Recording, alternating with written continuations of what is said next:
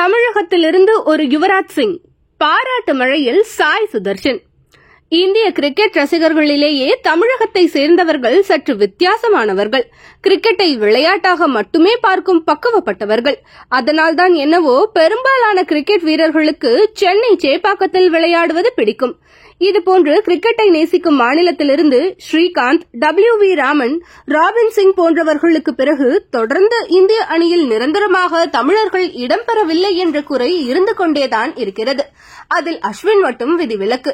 அந்த வகையில் தற்போது உலக கிரிக்கெட் ரசிகர்கள் உற்றுநோக்கும் ஒரு வீரராக நம்ம சாய் சுதர்ஷன் வளர்ந்து வருகிறார் என்று சொல்வதை விட வளர்ந்து விட்டார் என்றுதான் சொல்ல வேண்டும். குஜராத் அணிக்காக விளையாடி வரும் இவர் IPL போட்டிகளில் இதுவரை 25 போட்டிகளில் 1034 ரன்களை எடுத்துள்ளார். அதில் 6 அரை சதம் உட்பட ஒரு சதமும் அடங்கும். கடந்த IPL தொடரில் அகமதாபாத்தில் நடைபெற்ற சென்னைக்கு எதிரான போட்டியில் சுப்மன் கில்லுடன் இணைந்து 210 ரன்களை சேர்த்தார். அந்த போட்டியில் 51 பந்துகளை மட்டுமே சந்தித்து 103 ரன்களை எடுத்தார். அதில் 5 பவுண்டரிகளும் ஒரு சிக்ஸரும் அடங்கும். இதனால் 231 என்ற இமாலய இலக்கை சென்னைக்கு குஜராத் நிர்ணயித்தது. தொடர்ந்து விளையாடிய சென்னை 196 ரன்களை மட்டுமே எடுத்து தோல்வியை தழுவியது. அப்போது இவருடன் விளையாடிய கில்லை பற்றி பெரிதாக பேசாமல் சுதர்சனை பற்றிதான் மீடியாக்கள் புகழ்ந்து தள்ளின. ஏனென்றால் அந்த போட்டியில் இவரின் ஷாட் செலக்ஷன் அப்படி இருந்தது. இவர் இப்போது தமிழகத்தில் நடைபெற்று வரும் TNPL தொடரில் மீண்டும் அப்படி ஒரு சம்பவத்தை செய்துள்ளார். TNPL தொடரின் பிளே ஆஃப் சுற்று போட்டிகள் தொடங்கியுள்ளன. இதில் குவாலிஃபயர் முதல் போட்டியில் கோவை கிங்ஸ் அணியை எதிர்த்து திருப்பூர் தமிழன்ஸ் அணி விளையாடியது.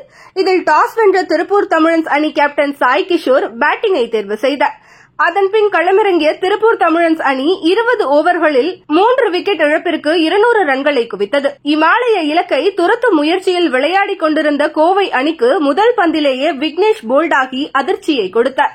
பின்னர் களமிறங்கிய சாய் சுதர்ஷன் நிதானமாக ஆட்டத்தை தொடங்கி அதிரடியாக 32 பந்துகளில் அரை சதத்தை எட்டினார். தொடர்ந்து அதிரடியாக விளையாடி 56 பந்துகளில் 9 சிக்ஸ், 9 பவுண்டரி உட்பட 123 ரன்களை விளாசி ஆட்டநாயகன் விருதை தட்டிச் சென்றார்.